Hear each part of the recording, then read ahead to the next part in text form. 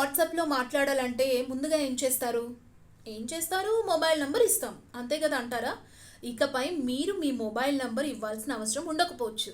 అవును, వాట్సాప్ త్వరలో ఒక కొత్త యూజర్ నేమ్ ఫీచర్ని తీసుకురాబోతుంది. ఈ ఫీచర్ మన మొబైల్స్లోకి యాక్టివేట్ అయిన తర్వాత నంబర్కు బదులుగా ఒక ప్రత్యేకమైన యూజర్ నేమ్ని క్రియేట్ చేసుకోమని మనకు వాట్సాప్ చెప్తుంది. సో ఆ టైంలో మనం ఫర్ ఎగ్జాంపుల్ మనకు నచ్చిన నిక్ నేమ్ కావచ్చు, మనకు నచ్చిన ఏదో ఒక నేమ్తో యూజర్ నేమ్ని క్రియేట్ చేసుకోవాలి. అది ఉంటే సరిపోతుంది.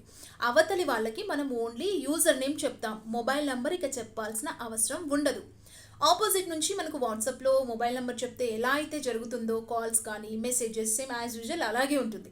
సో నెంబర్ చెప్పాల్సిన అవసరం లేకుండా ఓన్లీ యూజర్ నేమ్ చెప్తే సరిపోతుంది. అంటే ఇది స్పెషల్లీ సెక్యూరిటీ పరంగా కొత్త వాళ్ళతో మాట్లాడాల్సి వచ్చినప్పుడు, ఇన్స్టాగ్రామ్ ఇన్ఫ్లుయెన్సర్స్ కానీ ఆన్లైన్ బిజినెస్లు ఈ మధ్యకాలంలో ఎక్కువగా జరుగుతున్నాయి. ఆన్లైన్ బిజినెస్ చేసే వాళ్ళకి ఇది ఒక గుడ్ న్యూస్గానే చెప్పాలి. ఎందుకంటే ప్రతి ఒక్కరికి తమ మొబైల్ నెంబర్ షేర్ చేయాల్సిన అవసరం లేకుండా సేఫ్టీ అండ్ సెక్యూరిటీని దృష్టిలో పెట్టుకొని వాట్సాప్ కొత్త వాళ్ళతో కనెక్ట్ అవ్వాలి అనుకున్నప్పుడు మాత్రం ఈ వాట్సాప్ యూజర్ నేమ్ ఏదైతే క్రియేట్ చేసుకుంటామో ఆ వాట్సాప్ యూజర్ నేమ్ని మనం ఇస్తే సరిపోతుంది. సో యూజర్లందరికీ ఆండ్రాయిడ్ అండ్ ఐఫోన్కి దశల వారీగా అందుబాటులోకి తీసుకోవడానికి ట్రై చేస్తుంది. సో ఈ కొత్త ఫీచర్ మీకు ఉపయోగపడుతుందా? మీకు ఎలా అనిపిస్తుంది? ఈ ఫీచర్ వల్ల సేఫ్టీ అండ్ సెక్యూరిటీగా మీరు ఫీల్ అవుతున్నారా? కామెంట్ చేయండి.